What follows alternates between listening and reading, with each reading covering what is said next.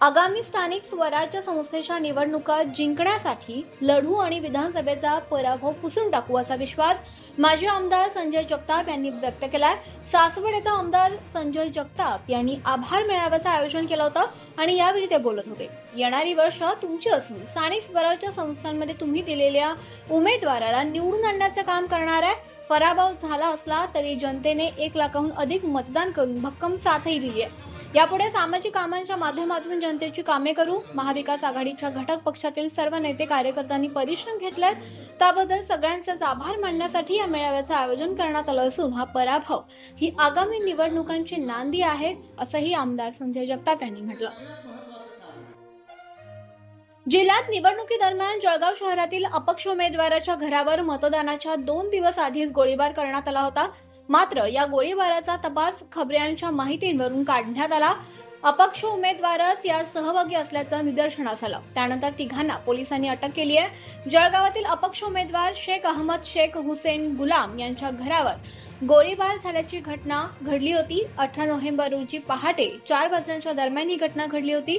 मात्र पोलिसांच्या तपासात सहानुभूती मिळवण्यासाठी अपक्ष उमेदवार शेख अहमद शेख हुसेन यांनी स्वतःच्या घरावर गोळीबार केला होता, अशी धक्कादायक माहिती जळगाव पोलिसांच्या तपासातून उघड झाली। मुख्यमंत्रीपदी देवेंद्र फडणवीस विराजमान होताच कोल्हापुरात भाजप कार्यकर्त्यांनी जल्लोष केला। फटाक्यांची आतिषबाजी करत कोल्हापूरच्या मिरजकर तिकिटी परिसरात ढोल ताशांच्या गजरात अक्षरशः डान्स केला। यावेळी महिला कार्यकर्ते देखील डान्स करण्यासाठी अग्रेसर होत्या। ढोल ताशांच्या गजरात हे सगळे कार्यकर्ते देवेंद्र फडणवीस यांच्या फलक हातात घेऊन आनंद उत्सव साजरा करत होते। यावेळी त्यांनी येणाऱ्या जाणाऱ्या वाहन चालकांना सुद्धा मिठाई भरवली।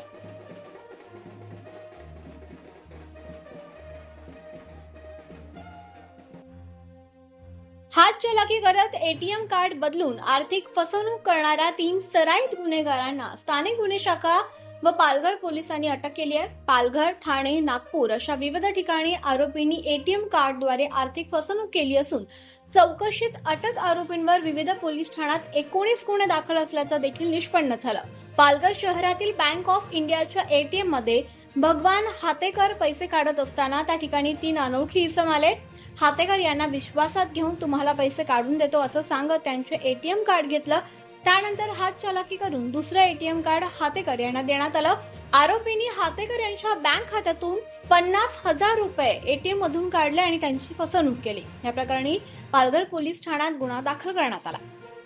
बदलायचं आणि त्यांचा पिन कोड वापर करून त्यातले पैसे काढायचे अशा प्रकारचे हात चालाकीचे गुन्हे घडलेले आहेत। त्या गुन्ह्याच्या अनुषंगाने पालघर पोलीस स्टेशनला 27 सप्टेंबर 2024 रोजी एक गुन्हा दाखल आहे की याच्यामध्ये 3 अनोळखी इसमांनी आपसात संगनमत करून फिर्यादी यांना विश्वासात घेऊन एटीएम मधून त्यांचं कार्ड वापरून त्याच्या खात्यातील जवळपास 50,000 रुपये काढून त्यांची फसवणूक केली होती।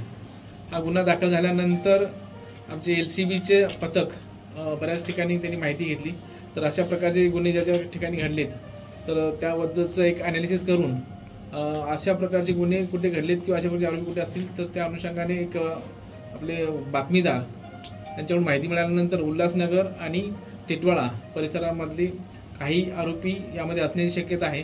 त्या दृष्टिकोनातून 5 ते 6 दिवस पाळत ठेवून आमच्या स्थानिक पोलीस LCBच्या टीमने हे आरोपी पकडलेले आहेत। 3 आरोपी पकडलेले आहेत, तर 3 आरोपीकडनं आपल्याला जवळपास 30,000 रुपये रोख रक्कम आणि त्यांच्याकडे होंडा सिटी ही गाडी मिळालेली आहे। असा एकूण 5,30,000 रुपयेचा मुद्देमाल त्यामध्ये हस्तगत करण्यात आलेला आहे।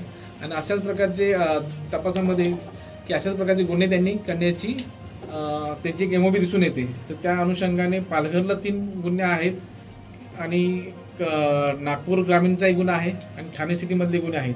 असे जवळपास एकूण 14 गुन्हे आहेत। 14 गुन्ह्यामध्ये अशाच पद्धतीने यांनी एटीएमचं कार्डची हातचालाकी करून त्यांचा नंबर पासवर्ड वापरून असे गुन्हे केलेले आहेत असं तपासात निष्पन्न झालेले आहेत। जेक्रिया जेकब मेथू नामक दुचाकीस्वार जात असताना भरधाव वेगात आलेल्या आलिशान 4चाकीने दुचाकीच्या हँडलला कट मारला।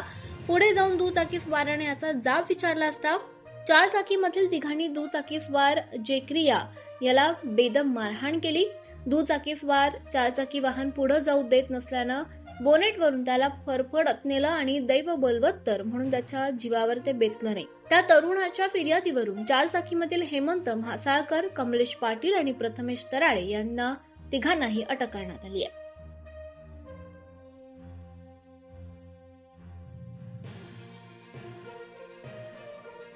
दिवा शहरात धक्कादायक प्रकार समोर आलाय. दिव्यामधील एका शाळेत थेट वर्गात शिरून 10 वर्षाच्या अल्पवयीन विद्यार्थीचा विनयभंग केल्याची घटना घडली आहे. या प्रकरणातील आणखी संतापजनक बाब म्हणजे हे कृत्य करणारा नराधमता पसार झाला. या प्रकरणात पोलिसांनी गुन्हा दाखल केलाय, मात्र संस्था चालकांच्या विरोधात कारवाई केली नव्हती. मनसे कार्यकर्त्याने पोलिसांना जाब विचारल्यावर पोलिसांनी संस्था चालकाच्या विरोधात गुन्हा दाखल केला आहे, मात्र आरोपी अद्याप फरार आहे असं सांगितलंय.